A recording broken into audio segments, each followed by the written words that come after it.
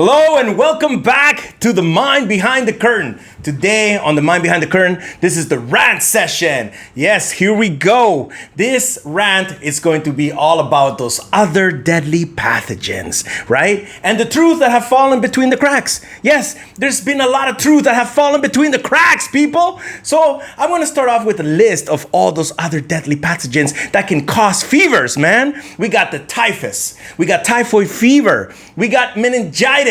We got scarlet fever. Yes, not Scarlett Johansson, but as hot as Scarlett Johansson. I'm telling you, this shit gets hot. So we got all this stuff that can give you fevers. We got the Rocky Mountain fever, man. The Rocky Mountain fever comes from Canada. Yes, but it also comes from a tick that bites you in the ass while you're out hiking, enjoying your hike and enjoying the nature. Who knew it? Who'd have thunk it? Then you got strep throat.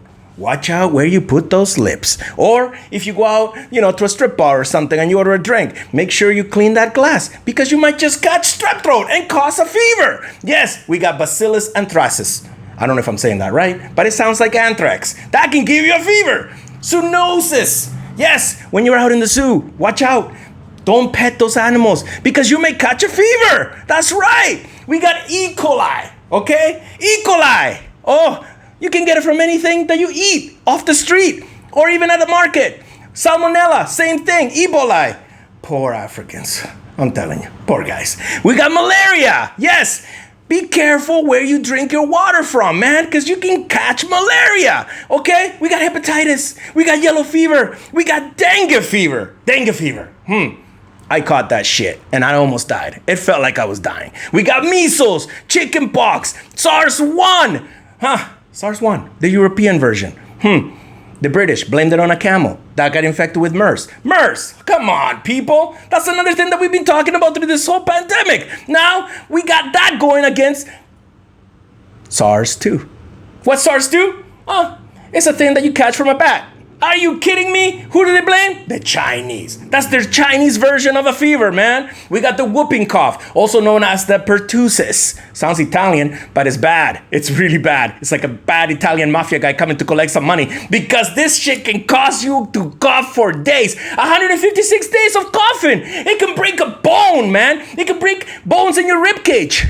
Now, the truth is that they told us back in the middle of April that the coronavirus, the old school, old-fashioned coronavirus was very sticky. Yes, sticky. Yes, I get it. If I had caramel stuck on my fingers, if you spend a day with caramel on your fingers and you went around touching stuff, you will leave a lot of stuff feeling sticky. Yes, very sticky. And of course, the virus stays stuck to a lot of surfaces, like it sticks to clothing, to plastic, to metal. Yes, just like having caramel on your fingers, man.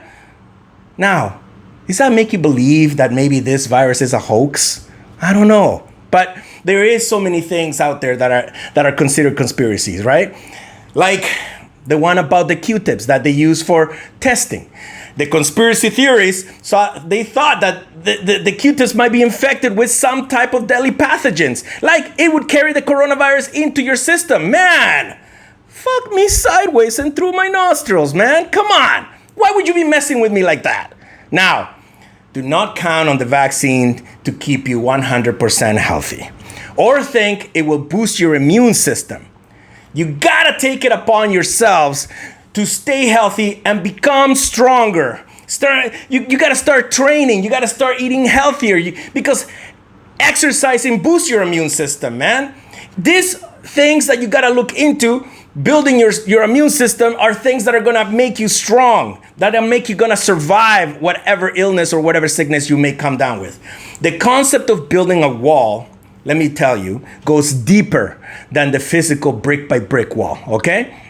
So let me tell you a little something about the economy. Let's talk about the economy and the relation to the wall and how this is all symbiosis of an ideology that kind of like succumbs this whole virus mentality and this whole pandemic, okay?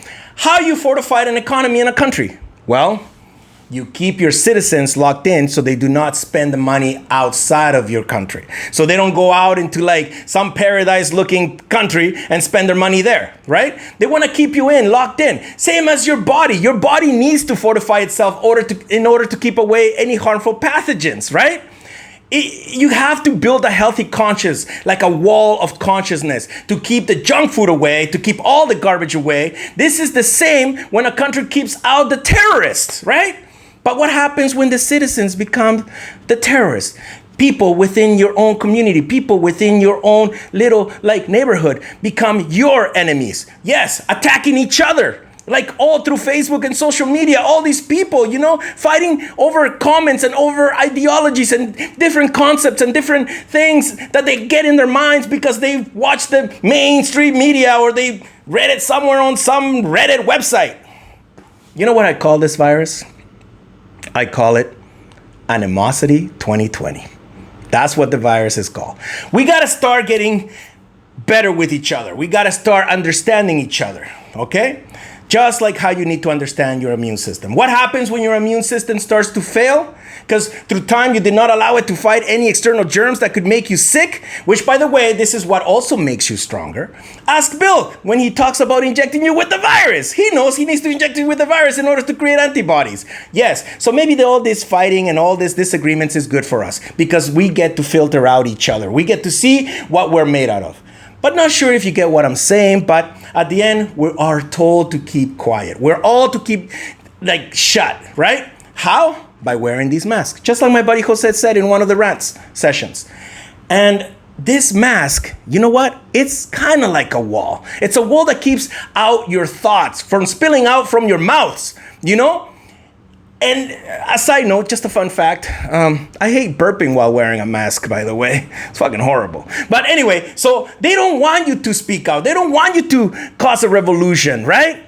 And when I say they, I mean the thousands of head officials running this country and the other 180 plus countries that have all these head officials telling you what to do, man.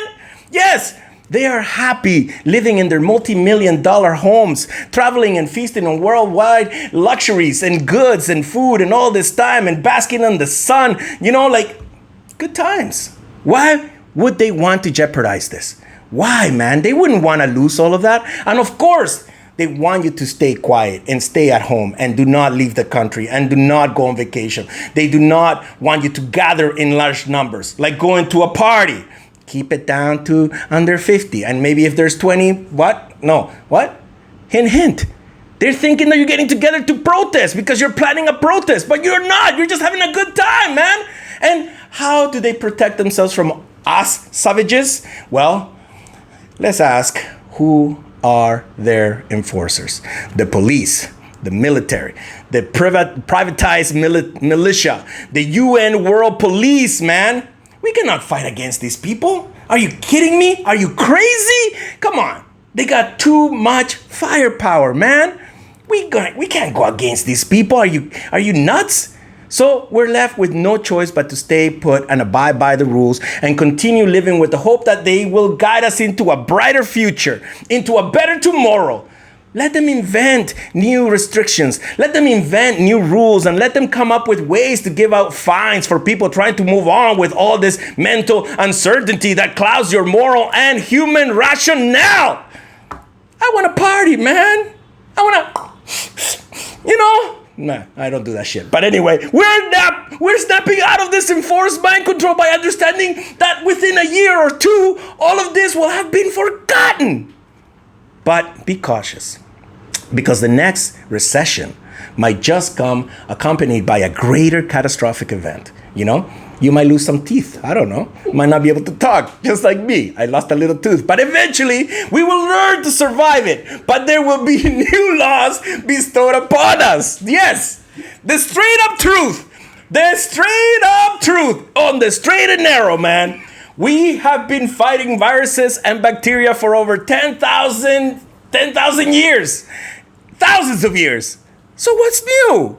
Nothing, man. The only thing is that our bodies have gotten a lot better. Oh, yes. Yes, we have gotten a lot better. The people have better ways to communicate with each other. The people have gotten ways to be healthier. Come on, man. It's part of our evolution. I can't control myself. You know what I mean? We're growing brains here, people. All in all, we're just bricks on the wall. Stay strong and have faith that we together will get through this. And don't forget to laugh. Let's have a good time.